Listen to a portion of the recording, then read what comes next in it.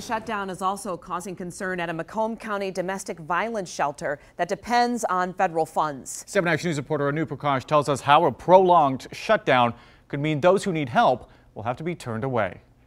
Turning Point here in Mount Clemens counts on reimbursable grants to operate. The worry is if the money doesn't continue to come in, how will it function? I was so depressed and I didn't want to live anymore. Dawn Subcheck is a sex abuse survivor who says she's alive today because of the therapy she got at Turning Point, an organization that provides shelter and resources for survivors of sexual abuse and domestic violence. The very first day I was here, I felt like a victim. But they made me realize I was a survivor. It did save my life. But now those critical services could be in jeopardy because of the government shutdown. It's very troubling and very unsettling. Sharman Davenport is Turning Point CEO. She says it depends on reimbursable grants to operate. If the government continues to be shut down, then we don't know if we would be reimbursed for our January services or February services or when that might happen. The grant money amounts to just less than 2/3 of Turning Point's budget. It also goes to help pay rent and staff.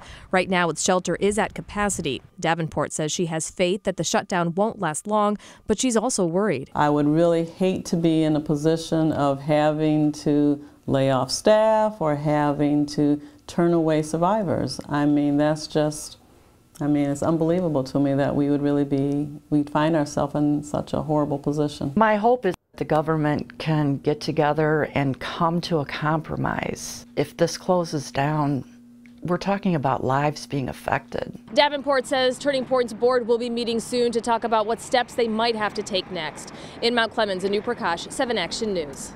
Thank you, Anu.